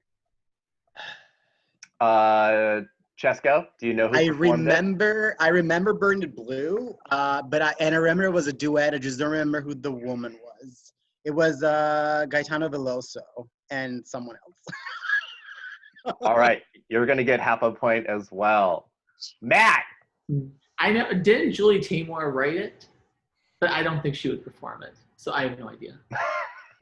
I don't remember if she wrote it. She did. Okay. Well, do you want me to pass to Yeah, Ted? I have no idea if it's not Ted. her. Leela Downs. There you go. And half a point for Ted. Known for dressing Frida in her performances, so. Yes. I wouldn't have known that if I knew that. Yeah, exactly. All right, That's so impressive. the next set of things has to do with double acting nominations.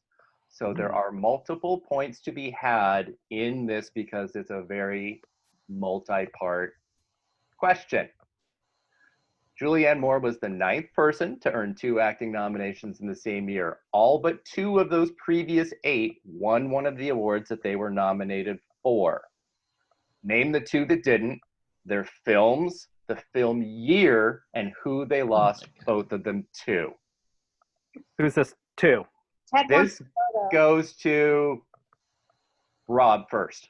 Okay, so you're saying, okay, so the 2 people that received double nominations but did not win that year. No, either of them in history. In This is a history question. So I know. Okay, got it. So they did not win. They were double nominees, and they didn't win either of their awards. Correct. Okay, so it was 1993. Oh no! Let me go. Oh no! It was, oh shit! What year was that? It was Cate Blanchett. She was nominated for Best Actress for Elizabeth the Golden Years and Supporting Actress for I'm Not Here. That was in 2007. And then before. Yeah, this is after. This is after. We're talking about before this Wait a year. minute.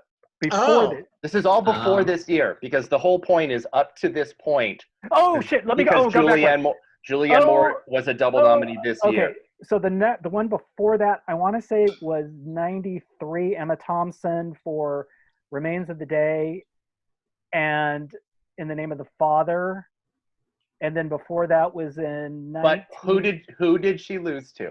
Oh, okay, sorry. Okay, so Emma Thompson, nominated for Best Actress for Remains of the Day. She lost to Holly Hunter for The Piano. She was nominated for Best Supporting Actress for for In the Name of the Father. She lost to Anna Paquin for The Piano. And then the one before that was 1988. Sigourney Weaver was nominated for Gorillas in the Mist. She lost to Jodie Foster in The Accused. And then she was also nominated for Supporting Actress for Working Girl, and she lost to Gina Davis in The Accidental Tourist. Is that right? That was absolutely perfect. Woohoo! Perfect. I was going to do a whole secondary thing of then talking all about the 6 that actually won, but it's not really, it's so far out from this, so I'm not going to do it. The whole point was that Julianne Moore lost both, and she's only the 3rd person now for that to ever happen. Okay, we're going to talk about some specific things to this ceremony, the 75th. And where are we next? We are to Rachel. Who announced the in memoriam and who was the last person shown? Oh God, I did not rewatch the ceremony. Oh.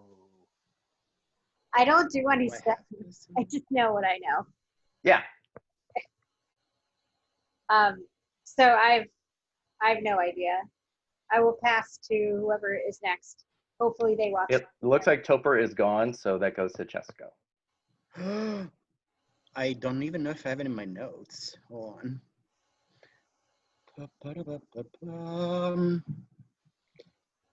Oh, geez. I need to scroll. I know it's not Streisand or Julia because we already talked about the categories that they presented. And Harrison Ford, we talked about his category as well. Oh, Jesus. I'm just scrolling because I don't.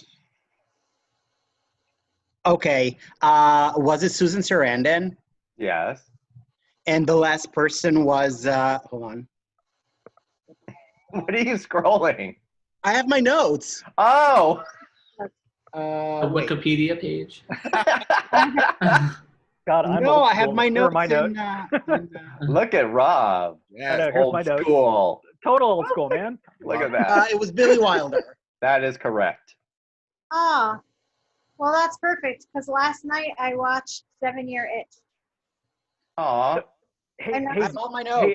Hey, Eric. Before I don't want to screw anything up for you, Yeah. but do you have anything else about dead people in your trivia? About dead people? Is it No. I was just so the list of people that I was gonna make everybody name all the names. I've got. Oh, I wrote them all down. Well, I didn't write all of them down, but I wrote the ones that were significant, not the. I'm published saving the list. naming names for the next one. 'Cause Okay. It's much bigger. It's huge. So being the 75th year, this was a family album year, as we discussed before.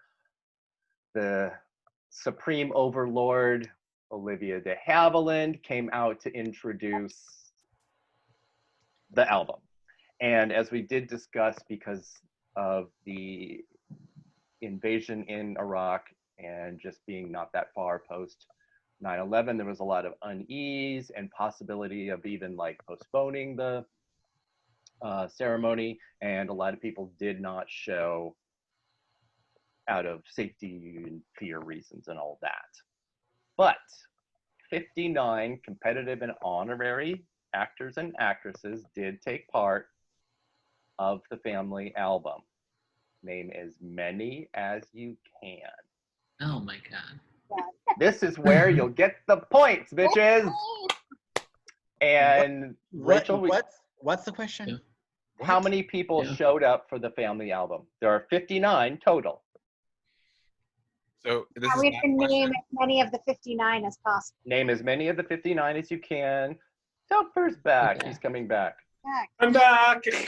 Okay, I'm actually gonna, since Topher was supposed to be next, Rachel, do you mind if I go to him? I do not mind. So Topher, what you missed was, this is being the 75th year, the big family album that Olivia de Havilland introduced. 59 previous actor and actress winners and competitive winners showed up. Name as many as you can, and you'll get 1 point each. But Oh my make goodness. sure and do it slow so I can check them off. Okay. The 4 acting winners from that year. Oh, sorry, not including the 4 from that year. Okay. Because it's already a 59. given. Okay.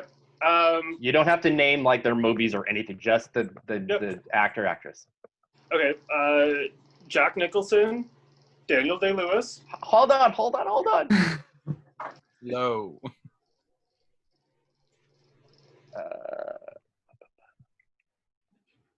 What I'm going to do is delete them from my list as you go. Daniel Day-Lewis. Okay, go ahead.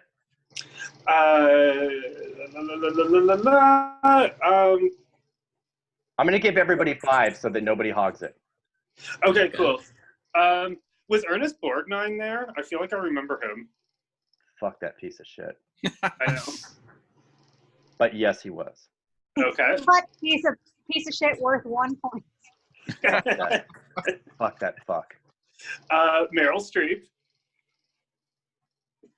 Okay. And Julia Roberts. All right. Now, Rachel, you get 5. Barbara Streisand.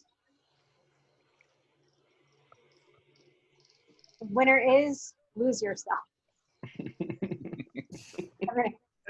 All right, go ahead. Nicolas Cage. Yes. Kathy Bates. Yes. Michael Caine. Did you say Michael Caine? Yes, I did. That is correct.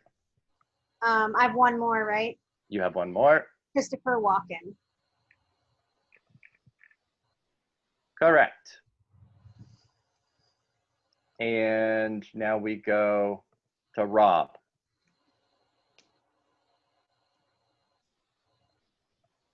Rob, your audio's off. Oh, can you hear me now? There we go. I'm going to say Tatum O'Neal, Yes. Marissa Tomei,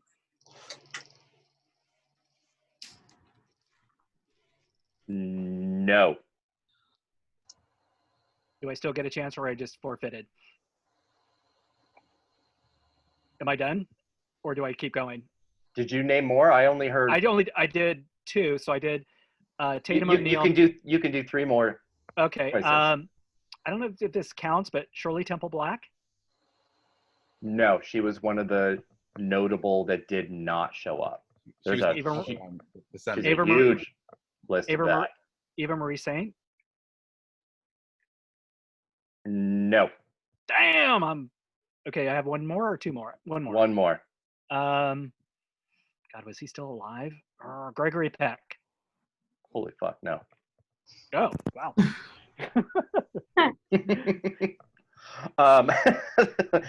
Ted.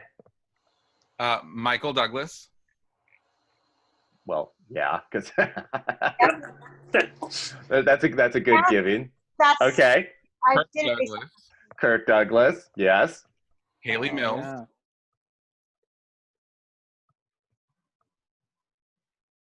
Yes.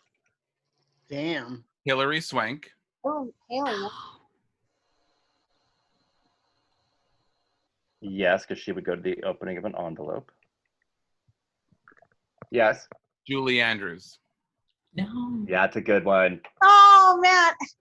Yep. I had her written down because I remember when Steve Martin did that opening where people he slept with. She was in there. Oh my God. That's crazy. Okay. Matt, you are next. Okay. And speaking of that, also in there, he slept with Ted Danson and Mary Steenburgen. Yeah. I feel like I should give you a point for that. Matt needs a point. Halle Berry. Yes. Mickey Rooney. Yes. I totally forgot. I recently rewatched these like a month ago. Good. Just a month. I like rewatch it every couple months. Cliff Robertson. Yep. Good. You're getting the old ones. Yeah. Oh my God. Rob, you were right about Eva Marie Saint. Sorry. Oh, I had cool. her. I had her in the wrong spot. Give me one And sec. then, no. Okay, go. And last, if we're going old, Brenda Fricker. Yes. Yes. I got all the hard ones out of the way. Those are the people I remember, though. 'cause You I'm got like, what- really, really good ones. I know. I just went with who was nominated that year who would have also shown up. Well, because I remember Alright. I remember when I watched it, I was like, oh, I forgot they existed. I love it. Like, All they right, stick Jessica.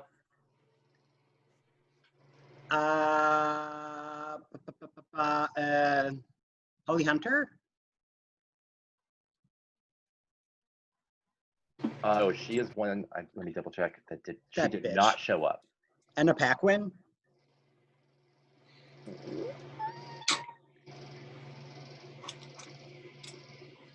No. What else did she have better to do that day? School, maybe?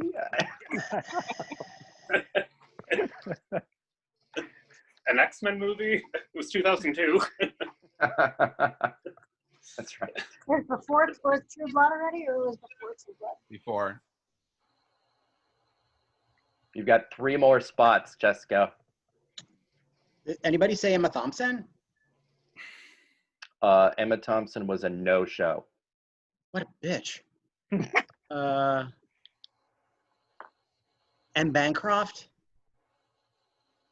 No. Also a no-show. Carl Malden?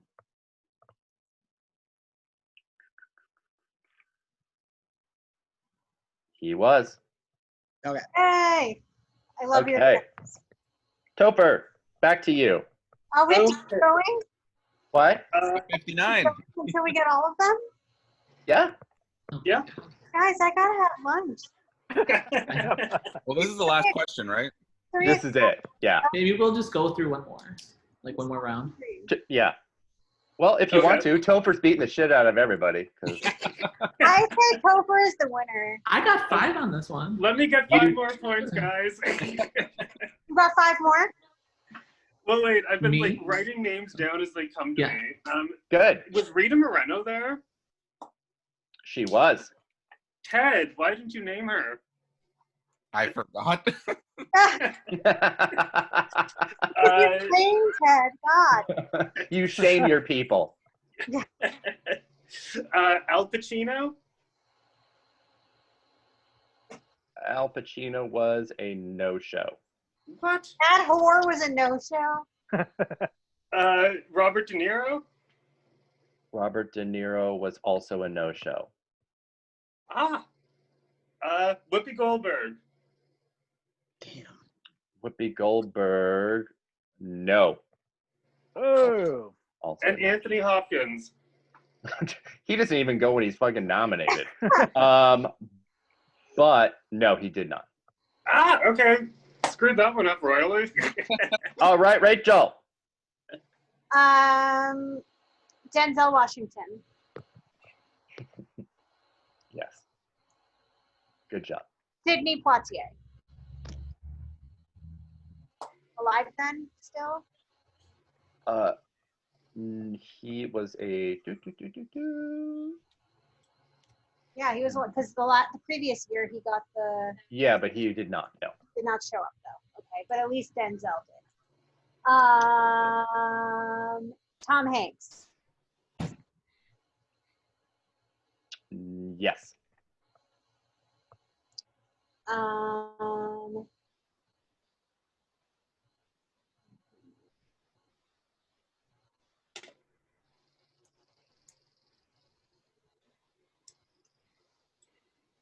Who else?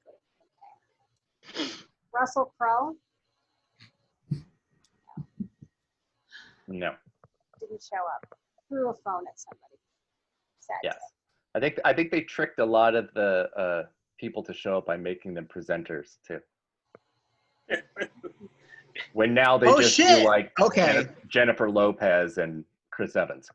They were like, well, since you're going to be here, Exactly. you might as well. Yeah.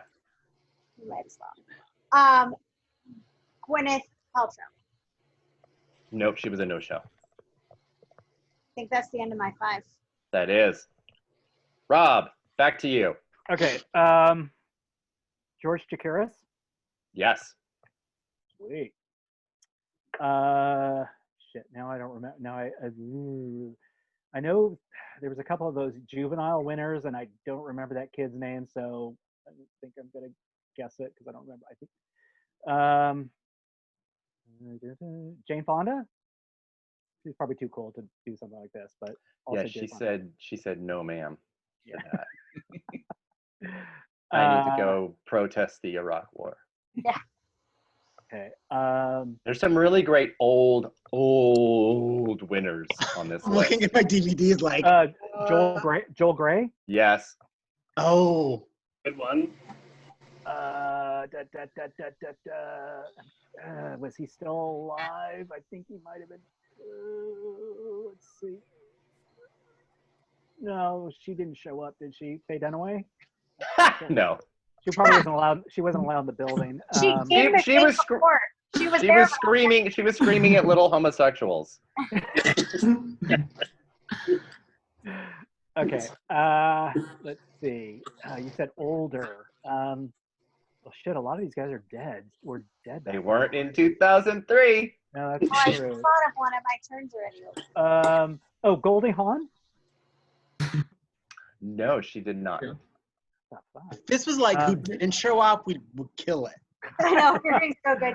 He was a snub for Banger Sisters. No, she was dead. Older. Joanne Woodward. Ooh. Well, if Paul Newman didn't show up, then Oh Tina shit! White didn't. Yeah, no kidding. Am I done, or do I have? Is that it? Did you? Sorry, I just got a message. Did you say what is the last thing? I said Joanne Woodward, but obviously no. No. Clearly, she would have showed up if Paul Newman didn't show up. Exactly. Marley Matlin. Marley Matlin did show up. Okay. Oh, nice. Is that it? I think I'm done. Yeah. Okay. Is that 3? I think that was.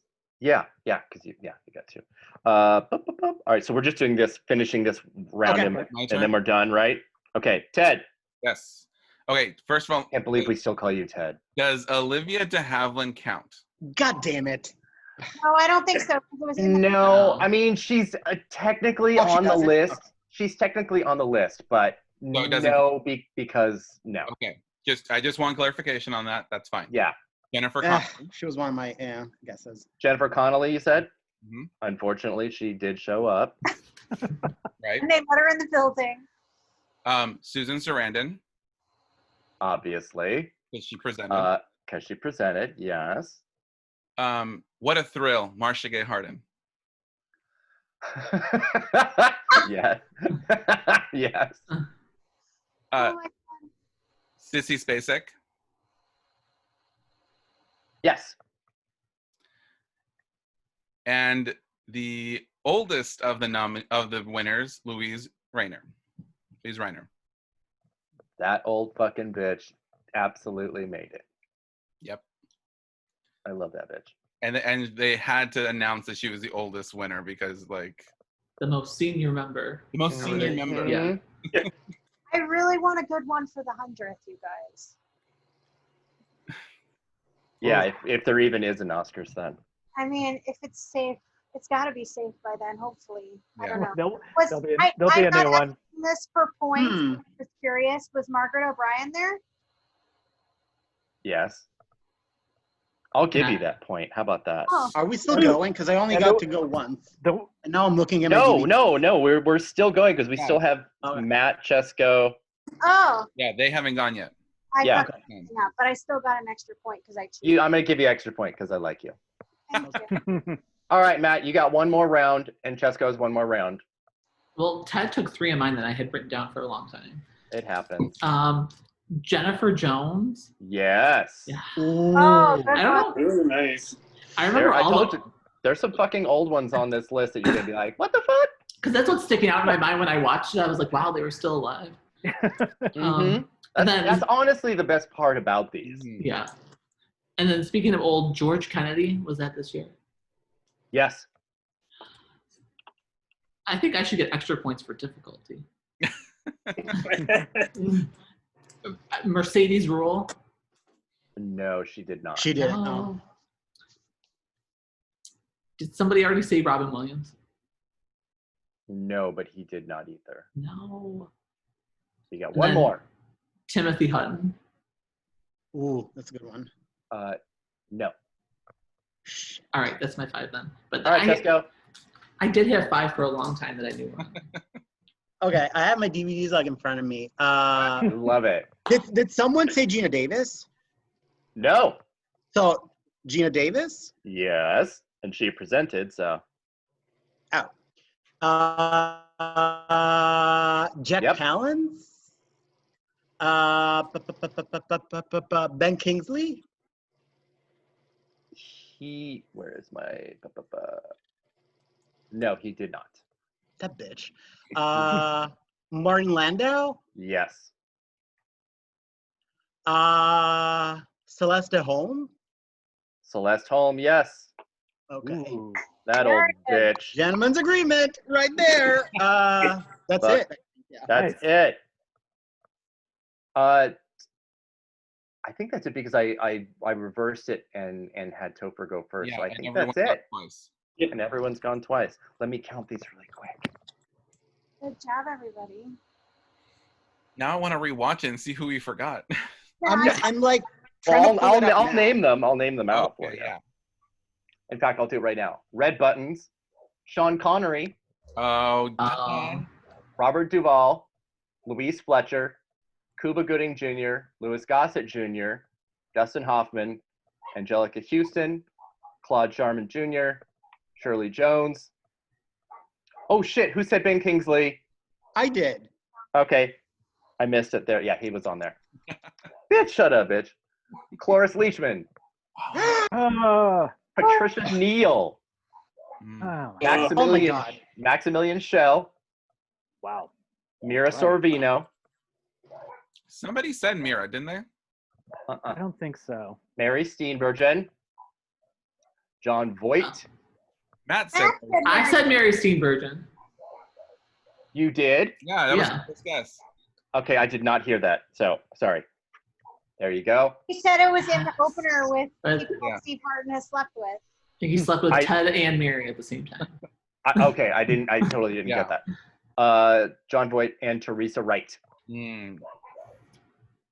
All right, so it's actually kind of close. But boy, Matt really came in the clutch with this, I'll tell you. You went from 0 points to 10 points by getting so many, which put you in second place, Oh, I thought you were gonna say I won. to Topher's 11.5 points. Woo! But yeah, that was really close. And Ted, you had 11 points, so you were half a point behind Matt. So very, very close. So that means I got more than 1 point.